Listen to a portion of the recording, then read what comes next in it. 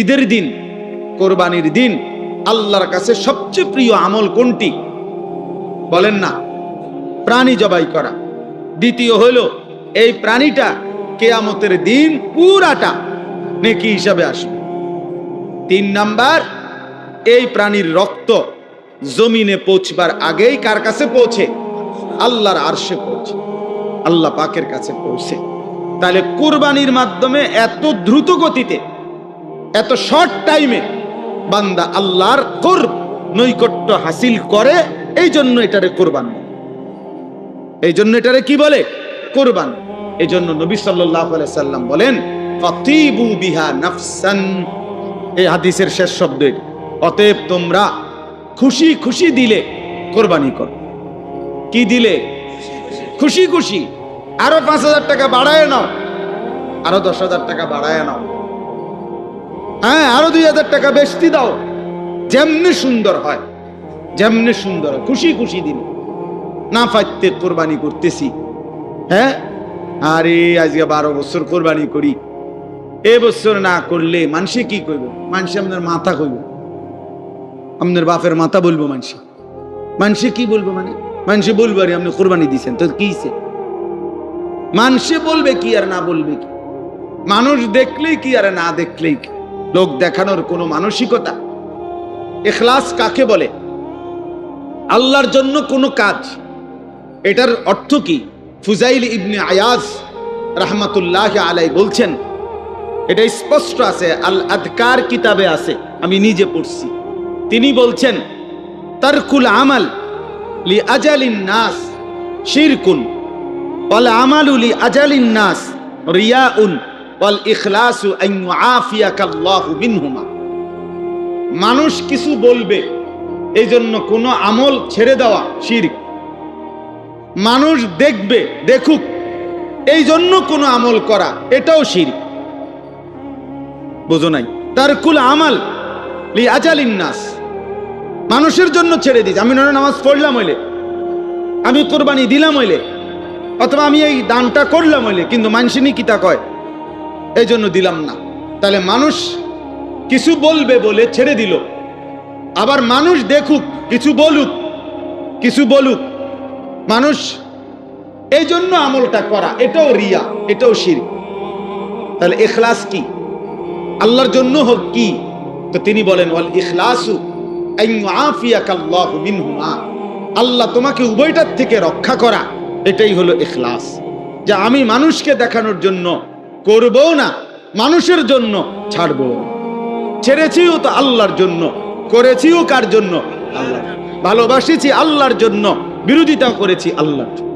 মান আহাব্বা লিল্লাহ ওয়া আবগাদা লিল্লাহ ওয়া আ'তা লিল্লাহ ওয়া মানা লিল্লাহ ফাকাদ ইসতাকমালাল ঈমান। ভালোবাসলো যে আল্লাহর জন্য, বিরোধিতা করলো আল্লাহর জন্য, দান করলো আল্লাহর জন্য, দান করে নাই নিষেধ করলো, না বেটা আমি দেব না, এটা গান, এটা বাদ্য, এটা নাচ, এটা খেলাধুলা, এটা হারাম কাজ, আমি এমন কাজে দেব না 1 টাকাও, জান যায় যাবে।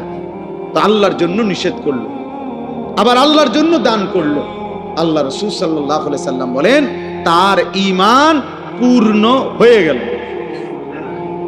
তার ঈমান পূর্ণ হয়ে গেল, তার ঈমান পূর্ণ হয়ে গেল। এই জন্য কোরবানির মাধ্যমে বান্দা আল্লাহ তাআলার গভীর নৈকট্য হাসিল করে। এই জন্য কোন রকম কোরবানি করতে নাই। তাতিবু বিহা নাফসান, খুশি খুশি দিলে কোরবানি করা। ওই জোড়া তালির কোরবানি না, দেও আর চাও কোন রকম একটা দেও না, হ্যাঁ। অথবা কোরবানি ওয়াজিব হইছে যতজনের, ফাঁকি ঝুঁকি। কোরবানি ফ্যামিলির মধ্যে ছেলে উপার্জন করে, বাবা উপরে কোরবানি ওয়াজিব, ছেলের উপরেও কোরবানি ওয়াজিব। ছেলে বিয়ে করে নাই কিন্তু তার সম্পদ আছে, তার উপার্জন আছে, কামরেও কোরবানি ওয়াজিব। তাহলে যতজনের উপরে কোরবানি ওয়াজিব, কোরবানি ওয়াজিব হইছে ফ্যামিলির 4 জনের উপরে, কোরবানি দেয় একজনে। কয়া দিছে তো হুজুর, আমরার ঘরে কোরবানি দিছে। না না, আপনার ঘরে গোস্তের ব্যবস্থা হয়েছে, এইটা কোন মিয়া? আমরা বুঝি না মিয়া।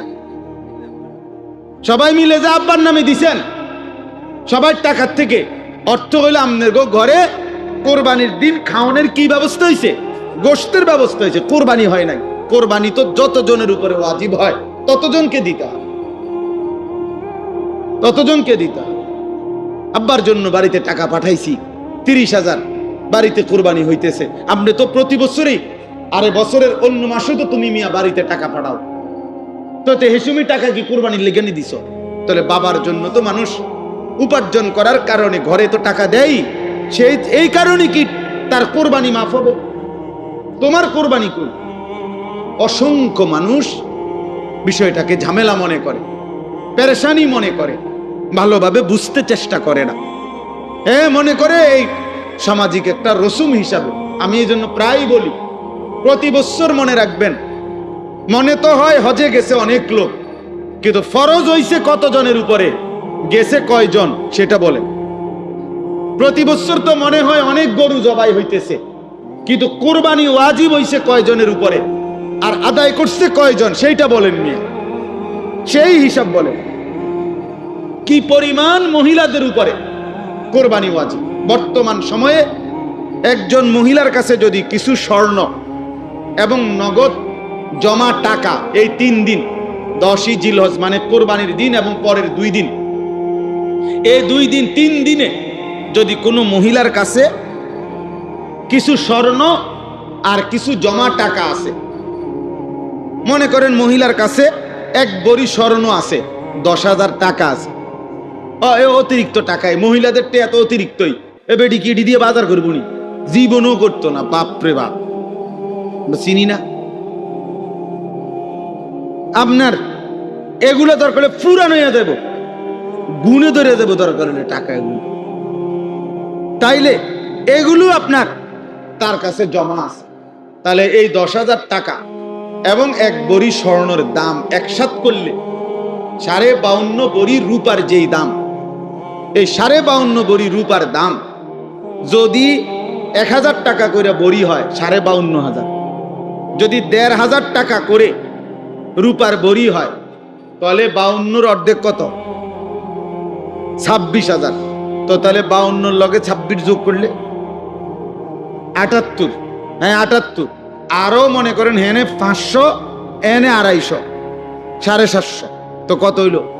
এই 78,750 টাকা। মনে করেন 1,500 ধরছি, সর্বোচ্চ 1,500 টাকাও যদি রূপের বড়ি হয় তাইলে 78,750 টাকা হয় 52.5 ভরি রূপার দাম। তাহলে এই পরিমাণ টাকা যদি স্বর্ণ এবং ওই জমা টাকা মহিলা এই দুইটা মিলাইয়া যদি হয়, তাহলে এখন স্বর্ণ 1 ভরির দামে তো 1,00,000 টাকা। তাইলে স্বর্ণ এবং ওই টাকা মিলাইলে 78,750 টাকা হইছিনি, ওই আরো পার হয়ে গেছে কত আগে। তাইলে এই মহিলার উপরে কোরবানি ওয়াজিব কিনা? নিঃসন্দেহে কোরবানি ওয়াজিব, নিঃসন্দেহে কোরবানি। আমি আজকে সকালবেলা মহিলাদের মজলিসে এটা বলছি। আপনাদের অসংখ্য আগে আমরার মা চাষিদের আমলে মহিলাদের কাছে টোটালি টাকা থাকতো না, বেশিতে বেশি 20-50 টাকা, 100-200 টাকা।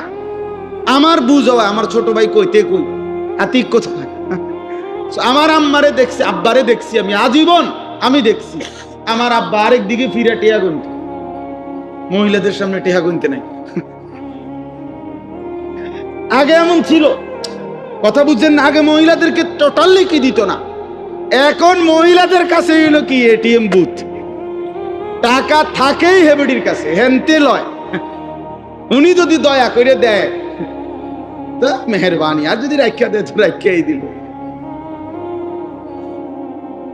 কিছুদিন আগে আমার এক ভদ্রলোক বলছে, হুজুর আমার নিয়ত ছিল আপনার মাদ্রাসায় জমিতে লাখখানিক টাকা দিব, আমার বিবির অ্যাকাউন্টে সমস্ত টাকা, ও কোনোভাবেই টাকা দিচ্ছেন।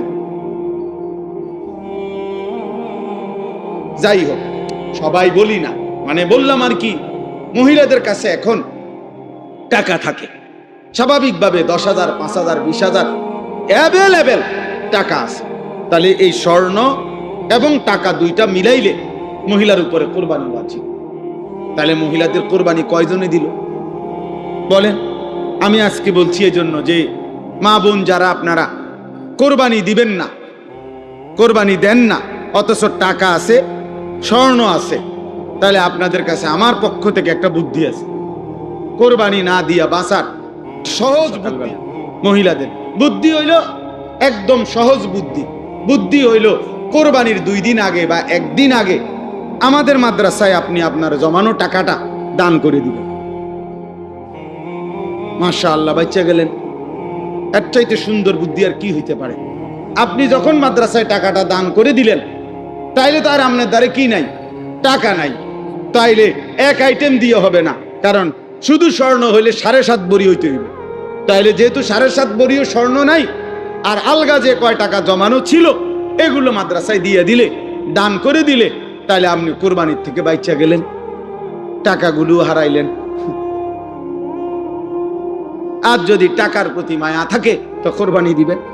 আল্লাহ আমাদেরকে তৌফিক দান করেন। পুরুষদের মধ্যে ছেলেটা এখনো মনে করেন বিয়ে করে নাই, হেতে তো কোনো বিয়েই করে না, হেতের কি কোরবানি? বিয়ের লগে কোরবানির কি কথা বলেন না কেন? বিবাহের সাথে কোরবানির কি? তা তোমার বিয়ে তুমি করছো না, এটা তোমার দোষ, তুমি বিয়ে না করবা, এখনো সময় আছে। আগামী মাসের 6-7 তারিখের দিকে কোরবানি, তুমি বিয়ে করে লাও এখনই। তোমার বিয়ে করতে মানা করে কে? কথা বলেন না। তাহলে এটা কি কোনো কথা হইলো যে তে তো অন বিয়েই করে নাই, তার আবার কিসের কোরবানি? হ্যাঁ, বুঝতেই চায় না মানুষ। অথচ সব বালেক আকেল মুকিম, তার সামর্থ্য যারা আছে, উপার্জন করে, বিদেশে হোক, দেশে হোক, শহরে হোক, তার উপরে কোরবানি আছে, তার উপরে কোরবানি আছে।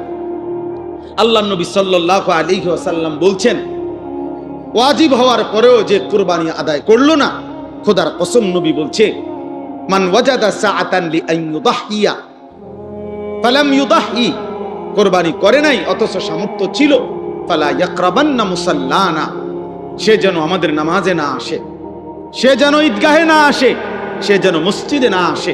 আল্লাহ রাসূল বলছে, না ফরমান, তুই মসজিদে আসবি না, যা ঘুম যা, তুই গোশত রান্দা হইলে তোর মা তোরে খাওয়াইবো, তুই ঘুমা, তুই নামাজ পড়তে হবে, তুই মসজিদে আসবি না, না ফরমান। তাহলে কত বড় ধমক! আর্থিক ইবাদত অনেকেই বুঝতে চায় না। এই হজ লক্ষ লক্ষ মুসলমানের উপরে ফরজ, বুঝতেই চায় না, ইচ্ছা করে বুঝে না। এমনি বেয়াদরে থাকে, বেসক ধরে না। আমরা সাধারণ মানুষ, আমরা গ্রামের মানুষ, আমরা এত তান কি বুঝে কুলাই তার। মাশাআল্লাহ, বাতের থালা তো সব বুঝেন আপনি। হ্যাঁ, খানা আপনি যেহেতু কিছুই বুঝেন না, আপনি গোশত লন কেন? আপনি সবসময় আলুর ভর্তা ডাল দিয়ে ভাত খাইবেন, আপনি যেহেতু মূর্খ মানুষ। এখন তো এই সময় বলবো, হা কি কন হুজুর, পড়ালেখা করছি না তাই কি লেগে 2টা ভাতও খাইতাম না ঠিক মতো। দুনিয়া বুঝার বেলায় কি 100 দুনিয়া সব বুঝে, বিএস বুঝে, সিএস বুঝে, আরএস বুঝে, গ্রামে কাল লগে কোনান দিয়ে ফেঁস লাগাই তুইব। মাশাআল্লাহ, পুরা বুঝে, সব বুঝে, গন্ডগোলের সব, কিন্তু আখেরাত বুঝে না। আসলে বুঝে না, না বুঝতে চায় না, বুঝতে চায়, আর্থিক ইবাদত আদায় করতে চায় না।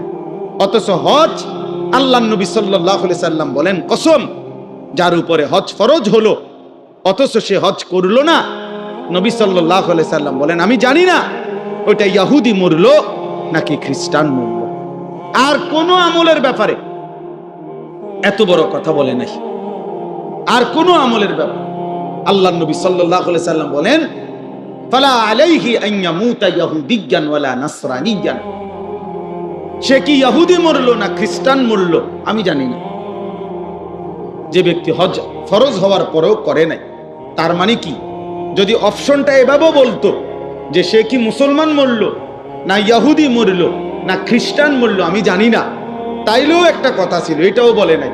অর্থাৎ সে ইহুদি মরলো না খ্রিস্টান মরলো আমি জানি না, অর্থ হলো মুসলমান যে মরে নাই এটা নিশ্চিত, হয় ইহুদি হিসাবে মরছে না খ্রিস্টান হিসাবে মরছে, হয় মাগদুব আলাইহিম আর নয়তো ওয়ালাদ-দাল্লিন। এই দুইটার মধ্যে তো একটা, মাগদুবে আলাইহিম ওয়ালাদ-দাল্লিনের মধ্যেই খ্রিস্টান ইহুদি। নাউজুবিল্লাহ, আল্লাহ মাফ করে দেন, আল্লাহ মাফ করে দেন। এই জন্য আমরা প্রত্যেকেই, আমরা শুধুমাত্র আপনারাও শুনতেছেন, আরো অনেকেই শুনতেছে, এই জন্য সবার জন্য বললাম এটা গুরুত্ব দেওয়া উচিত। দিন শেখা, দিনের মাসআলা বুঝে নেওয়া। আমি তো সবসময় বলি 3টা আমল, যাকাত, হজ কোরবানি, যাকাত এবং হজ ফরজ এবং কোরবানি ওয়াজিব। ফরজ ওয়াজিবে গাফলতি করতে নাই। ফরজ ওয়াজিব সুন্নতে মুআক্কাদা মুমিনের ডিউটি। এখান থেকে কোনো রুখসত নাই, এখান থেকে কোনো ছুটি নাই। ছুটি আছে কিছুটা নফলে, ছুটি কিছুটা মুস্তাহাবে, সেটা করলে ভালো, না করলে আপনার নেকি হলো না। কিন্তু ফরজ ওয়াজিব সুন্নতে মুআক্কাদার মধ্যে কোনো কি নাই, ছুটি নাই, ছুটি নাই। অতএব যাকাত, হজ, কোরবানি একদম সহজ হিসাব হইল এই তিনটা এক লগে এক ওষুধে, মানে এক প্রেসক্রিপশনে এই তিনটা আদায় করা সহজ। অর্থ হইল প্রত্যেকটি মুসলমান যদি একজন আলেমে দ্বীনের কাছে নিজের সম্পত্তির একটা হিসাব বলে যে হুজুর আমার আছে এই নাই এই, বাড়িতে এত, সংসারে এত, ব্যাংকে এত, আমার বাড়ি আছে, ঘর আছে, এই আছে, সেই আছে, এখন এই সবগুলো হিসাব করে আপনি আমারে বুঝাইয়া দেন আমার উপরে হজ ফরজ কিনা, আমার উপরে যাকাত আসবে কত, আমার উপরে কোরবানি ওয়াজিব কিনা, এটা বুঝে নিলেই তো হলো, এটা জেনে নিলেই তো হলো। একজন আলেমের কাছে জিজ্ঞাসা করে নিলেই তো হলো। আমনের আলেম সে তো দুদক না যে আমনের সম্পত্তি যাই না পরে আমনের বিরুদ্ধে লাগবে, এমন তো কিছু না। হয়তো আপনার মালের তদন্ত করবে না, আপনার হিসাবে না দিবে, হিসাবে না দিবে, আপনার আখিরাত বাঁচাই দিবে, আখিরাত বাঁচাই দিবে। এই জন্য সবার কাছে এটা অনুরোধ, নিজের যাকাত, নিজের হজ, নিজের কোরবানি এটা একসাথে বোঝানো যায় না। মানে একসাথে বললে এটা আপনি বুঝতেন না পুরাটা। প্রত্যেকের হিসাব বুঝে নেওয়া উচিত, তাহলে সহজ। যার সুবিধা মতো একজন আলেম থেকে যদি বুঝে নেয় একদম সহজ বিষয়টা, একদম সব, এটা উচিত, গুরুত্ব দেওয়া উচিত। আল্লাহ নবী সাল্লাল্লাহু আলাইহি সাল্লাম বলছেন যে যাকাত আদায় করে নাই, কিয়ামতের দিন দুই মুখওয়ালা টাক মাথা বিশিষ্ট অত্যন্ত বিষধর সাপ ওই সম্পদটাকে সাপ বানিয়ে তার শরীরে পেঁচানো হবে। খোদার কসম নবীজি বলছে ওই দুই মুখ সাপ তখন তার দুই গালে ঠোকরাইতে থাকবে আর বলবে আনা মালুকা আনা কানসুকা, না ফরমান আমি তোর সেই মাল, আমি তোর সেই সঞ্চিত সম্পদ যেগুলো যাকাত দাও নাই। আজ তার মজা ভোগ কর। ইয়াউমা ইউহমা আলাইহা ফি নারি জাহান্নাম ফাতুকওয়া বিহা জিবাহুহুম ওয়া জুনুবুহুম ওয়া যুহুরুহুম।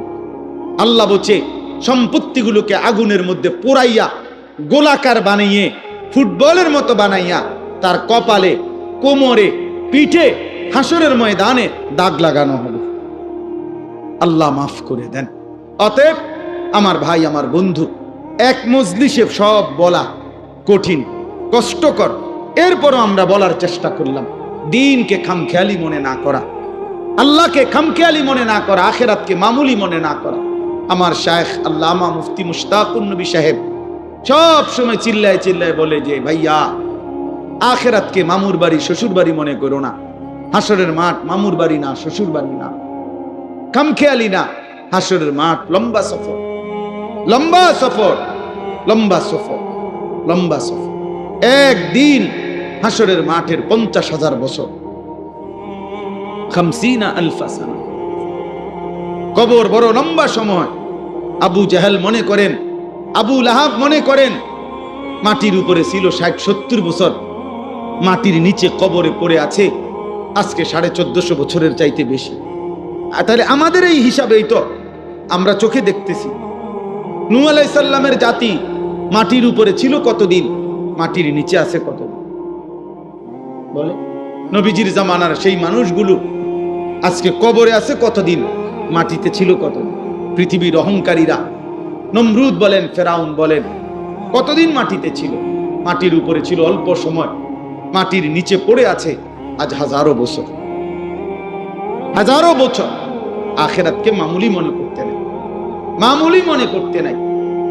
এই জন্য প্রত্যেকের এটা খেয়াল করা উচিত, প্রত্যেকেই কোরবানির বিষয়ে, হজ্জের বিষয়ে গুরুত্ব দেওয়া উচিত। এটা একটা মহব্বতের ব্যাপার, মহব্বতের হজ, ভালোবাসার সফর, মহব্বতের সফর। এক বান্দার ভালোবাসার চূড়ান্ত যখন হয়, কোন বান্দা যখন ঈমান আনে, তো আল্লাহর ভালোবাসা তার কলিজায় তৈরি হয়। এরপরে যখন নামাজ পড়ে ভালোবাসা বাড়তে থাকে, যাকাত দেয় ভালোবাসা বাড়তে থাকে, রোজা রাখে ভালোবাসা বাড়তে থাকে। কিতাবে আমরা নিজে পড়ছি যে বুজুর্গানে দিন বলে বান্দার